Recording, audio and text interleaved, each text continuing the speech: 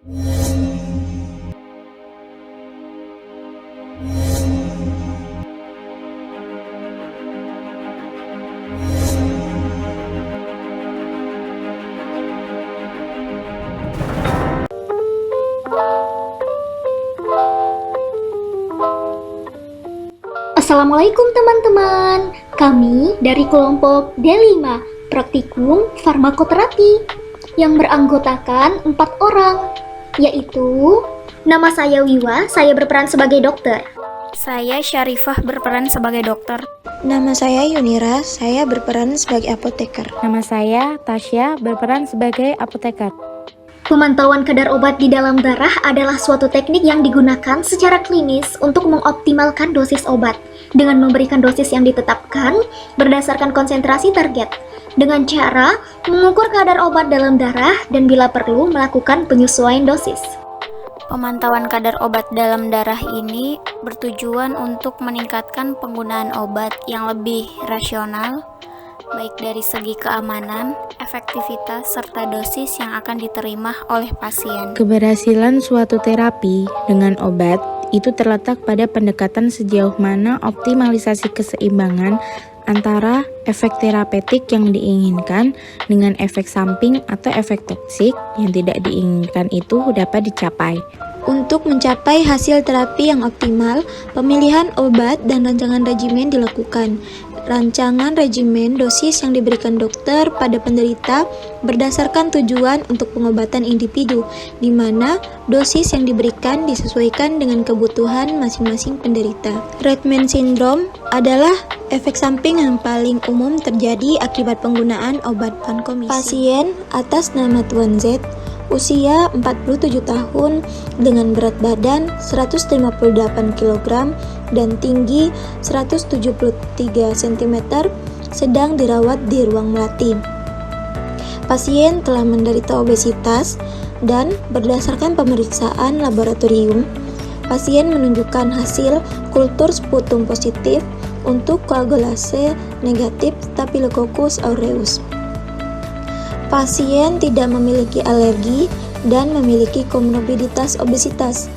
Terapi yang diterima oleh pasien yaitu vancomycin 1500 mg tiap 12 jam. Assalamualaikum dok, mohon maaf mengganggu waktunya. Apa benar saya berbicara dengan dokter Niswatu dan dokter Syarifah? Iya mbak, benar. Baik dokter, sebelumnya perkenalkan saya apoteker Tasya dan ini rekan saya apoteker Yunira. Baik mbak, ada perlu apa ya mbak? Jadi begini dokter, sebelumnya saya ingin menanyakan pasien atas nama Tuan Z dengan usia 47 tahun, berat badan 158 kg dan tinggi badan 173 cm yang dirawat di ruang melati dengan diagnosisnya itu insusiensi ginjal. Apakah benar itu pasien dokter? Iya benar mbak, beliau adalah pasien saya. Jadi bagaimana ya mbak? Jadi begini dok, sebelumnya saya izin meminta waktu dokter untuk berdiskusi terkait analisis pemantauan kadar obat dalam darah pada pasien atas nama Tuan Z yang berada di ruang rawat inap Melati. Apakah dokter berkenan? Baik mbak. Silakan mbak. Baik dokter, pasien tersebut mempunyai riwayat medis yaitu diabetes mellitus, hipertensi, dan juga apnea tidur obstruktif pada ventilasi bilevel positive airway pressure atau BIPAP di rumah. Kemudian dirawat di unit perawatan intensif setelah gastrektomi lengan laparoskopi. Jadi pasien ini menjalani aspirasi koleksi perut yang dipandu tomografi terkomputasi, menutup fistula lambung dan juga kolon transversum, dan juga mencuci perut dengan lavase peritoneal. Saya izin menambahkan ya dok, jadi berdasarkan hasil kultur pasien menunjukkan hasil sputum positif untuk Staphylococcus aureus atau CNSA, koagulase negatif. pasien tidak memiliki alergi yang diketahui, dan karena komorbiditas dan prevalensi metisilin resisten S. aureus atau MRSA di institusi kami, vancomycin 1500 mg intravena 2 kali sehari, dimulai selain tigecycline dan meropenem. Akan tetapi, setelah beberapa hari, pasien mengalami Redman syndrome. Kira-kira mengapa hal tersebut bisa terjadi ya, Dok? Oh iya Mbak, jadi Redman syndrome tersebut merupakan salah satu tanda toksisitas yang disebabkan oleh penggunaan vancomycin Mbak. Kira-kira apakah ada rekomendasi lain dari Mbak terkait obat alternatif lain yang bisa diberikan kepada pasien selain vancomycin Mbak? Baik dok, jadi sebelumnya kami itu sudah melakukan analisis terhadap penyesuaian dosis individu berdasarkan parameter farmakokinetiknya.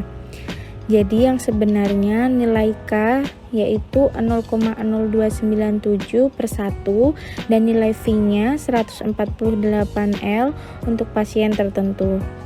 Dengan cara menghitung CP dan CT-nya yang diharapkan berdasarkan parameter ini, dan kemudian akan membandingkannya dengan nilai terukurnya.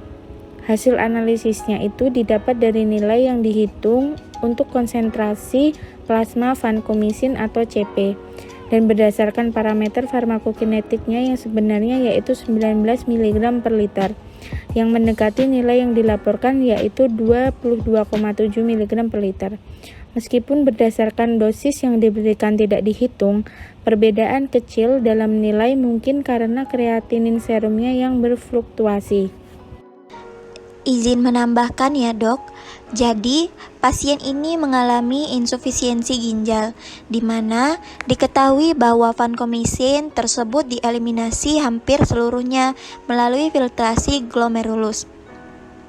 Oleh karena itu, kondisi seperti insufisiensi ginjal akan menyebabkan adanya penurunan clearance dari vancomycin dan peningkatan waktu paruh plasma, sehingga disarankan untuk mengubah interval pemberian vancomycin dari 1500 mg per 12 jam menjadi 500 mg per jam selama 3 jam untuk mempertahankan konsentrasi dari vancomycin di atas konsentrasi penghambatan minimum atau MIC dan menghindari konsentrasi plasma pada puncak yang tinggi. Pasien mengalami Redman syndrome setelah penggunaan vancomycin, maka disarankan untuk memberikan terapi antihistamin berupa difenhidramin dengan dosis 50 mg secara IV 1 jam sebelum pemberian vancomycin.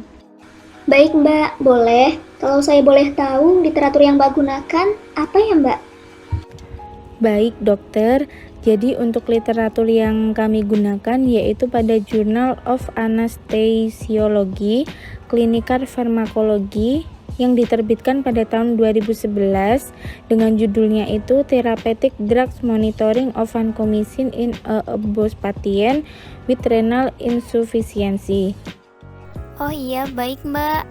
Saya dan Dr. Niswatu menyesuaikan rekomendasi dari Mbaknya saja. Baik dok, terima kasih banyak ya dok atas waktunya. Saya dan rekan saya, Apoteker Yunira, izin pamit nggih dok. Terima kasih banyak atas waktu dokter. Assalamualaikum. Sama-sama Mbak, Waalaikumsalam. Baiklah, kesimpulan dari kasus ini adalah pasien mempunyai komorbiditas obesitas dengan insufisiensi ginjal sehingga menyebabkan penurunan clearance dan waktu paruh plasma vancomycin, maka disarankan untuk mengubah interval pemberian vancomycin dari 1500 mg per 12 jam menjadi 500 mg per jam selama 3 jam. Karena vancomycin memiliki Redman syndrome, maka diberikan difenhidramin sebanyak 50 mg secara intravena 1 jam sebelum pemberian vancomycin. Sekian terkait video pemantauan kadar obat vancomycin dalam darah dengan kisar terapi sempit. Terima kasih. Wassalamualaikum warahmatullahi wabarakatuh.